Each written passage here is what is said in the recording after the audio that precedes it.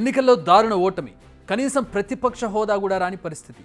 ఉన్న ఎమ్మెల్యేలు కూడా ఎన్ని రోజులు ఉంటారో తెలియని పరిస్థితి. మరోవైపు ఎప్పుడు ఏ బాంబు పేరుస్తుందో తెలియని కూటమి ప్రభుత్వం.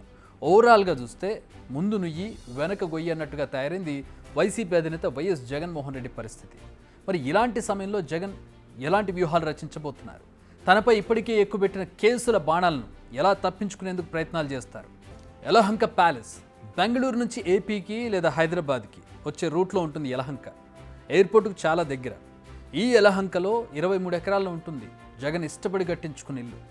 ఈ ప్యాలెస్ లాంటి ఇంటిని కట్టించుకున్నప్పుడు జగన్ పాలిటిక్స్లోకి రాలేదు, ఆయన వ్యాపారవేత్త. అప్పుడు సీఎంగా వైఎస్ రాజశేఖర రెడ్డి ఉన్నారు.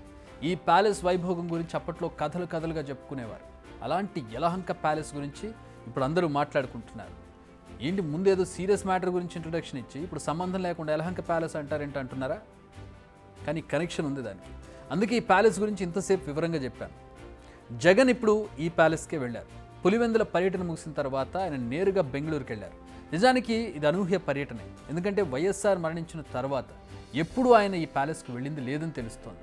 ఆ తర్వాత వైసీపీ గెలుపు తర్వాత ఆయన రాజధాని ప్రాంతంలోని ఇంటిని నిర్మించుకుని తాడేపల్లిలో అక్కడే ఉంటున్నారన్న విషయం మనందరికీ తెలుసు. కానీ ఇప్పుడు ఓటమి తర్వాత, అంటే దాదాపు 10 ఏళ్ల తర్వాత ఆయన బెంగళూరు ఇంటికి వెళ్ళారు. మరి అక్కడి నుంచి ఇప్పట్లో తిరిగి వస్తారా లేదా అనేది తెలియాలి. దీనికి 2 కారణాలు ఉన్నట్టు తెలుస్తోంది. అందులో మొదటిది, తాడేపల్లి నివాసంలో జగన్ ఎవరిని కలిసినా ఇంటెలిజెన్స్ ద్వారా ప్రభుత్వానికి తెలుస్తుంది. రెండోది, ఓటమి తర్వాత రాజధాని ప్రాంతంలో ఉండడం ఇష్టం లేకపోవడం. మొన్న అసెంబ్లీకి ప్రమాణ స్వీకారం చేసేందుకు వచ్చినప్పుడే జగన్ వెనక గేట్ నుంచి వచ్చారు. రీజన్, రాజధాని రైతుల నుంచి నిరసన వ్యక్తమవుతుందన్న అనుమానంతో. అలాంటి ప్రాంతంలో ఉంటే రోజుకో తలనొప్పి వస్తుందన్న అనుమానంతో ఆయన తన మకాంను బెంగళూరుకు షిఫ్ట్ చేసినట్టు కనిపిస్తోంది. మొన్న మధ్య మీరు చూస్తుంటారు, దాదాపు 30-40 మంది ప్రైవేట్ గార్డ్స్ని కూడా ఆయన ఏర్పాటు చేసుకున్నారు, ఫెన్సింగ్ ఏర్పాటు చేసుకున్నారు. ఆ ఫెన్సింగ్కి కరెంట్ కూడా ఏర్పాటు చేసుకునేటువంటి పరిస్థితి తాడేపల్లి ఇంటికి. సో ఇంత ఇన్సెక్యూరిటీ ఉంది అక్కడ. సో ప్రస్తుత పరిస్థితులు చూస్తుంటే ఇక ముందు ఆయన రాజకీయ పావులన్నీ కూడా బెంగళూరు నుంచే కదపనున్నట్టుగా తెలుస్తోంది. ఇప్పుడు ఈ ప్రచారానికి బలం చేకూర్చేలా ఉన్నాయి ప్రస్తుతం జరుగుతున్న పరిణామాలు. ఎందుకంటే వైసీపీ ముఖ్య నేతలను బెంగళూరుకు రావాలని ఇప్పటికే సమాచారం వెళ్ళినట్టుగా తెలుస్తోంది. ఇందులో ముఖ్యంగా రాయలసీమ నేతలకు పిలుపు వచ్చినట్టు తెలుస్తోంది. ప్రస్తుతం కూటమి ప్రభుత్వం వైసీపీ ముఖ్య నేతలను కేసుల పేరుతో లాక్ చేసేందుకు రెడీ అవుతోంది. ఇందులో ముఖ్యంగా మద్యం అమ్మకాలు, ఇసుక, మైనింగ్పై కొత్త ప్రభుత్వం ఫోకస్ చేయనున్నట్టుగా తెలుస్తోంది. వీటిపైనే త్వరలో విచారణకు ఆదేశాలు వెలువడతాయన్న ప్రచారం ఉంది. ఈ ముఖ్యమైన వ్యవహారాలన్నీ పెద్దిరెడ్డి రామచంద్రారెడ్డి, మిథున్ రెడ్డి, చెవిరెడ్డి కనుసన్నల్లోనే జరిగాయి. అందుకే వీరికి పిలుపు వచ్చినట్టుగా తెలుస్తోంది. త్వరలోనే వీరంతా బెంగళూరులో భేటీ కానున్నారు. అంతేకాదు, కొందరు వైసీపీ నేతలు కూడా టీడీపీలో చేరేందుకు రెడీ అవుతున్నారు. దీనిపై కూడా జగన్ ఫోకస్ చేసినట్టుగా తెలుస్తోంది. ఏదేమైనా ముందు ముప్పులు తప్ప మంచి కాలం అయితే కనిపించడం లేదు వైసీపీకి. ఆ పార్టీ అధినేతకు కూడా అదే పరిస్థితి కనపడుతోంది. ఎన్నికల్లో దారుణ ఓటమి ఇంకా జగన్కు డైజెస్ట్ కాలేదు, ఇదైతే వాస్తవం. అందుకే కొన్ని రోజులు బ్రేక్ తీసుకునే ఉద్దేశం కూడా కనిపిస్తోంది.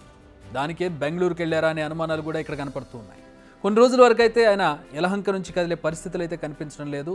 ఏమైనా మీటింగ్స్ ఉన్నా, ఏమైనా సమావేశాలున్నా అక్కడికే పిలిపించుకుని వారితో డిస్కస్ చేసే అవకాశం కనపడుతోంది.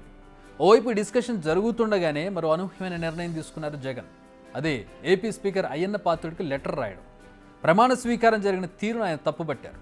సీఎం మంత్రుల తర్వాత తనతో ప్రమాణ స్వీకారం చేయించడం శాసనసభ పద్ధతులకు విరుద్ధమన్నారు. ప్రతిపక్ష నాయకుడికి హోదా ఇవ్వకూడదని ముందుగానే నిర్ణయించినట్టుగా కనిపిస్తుందంటున్నారు జగన్.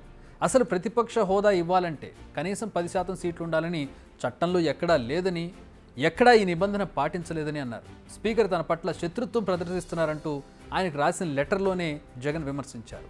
దీంతో ఒక సరికొత్త చర్చకు తెరలేపారు జగన్. ఏపీలో ప్రతిపక్ష హోదా దక్కాలంటే 17 లేదా 18 సీట్లు రావాల్సి ఉంటుంది.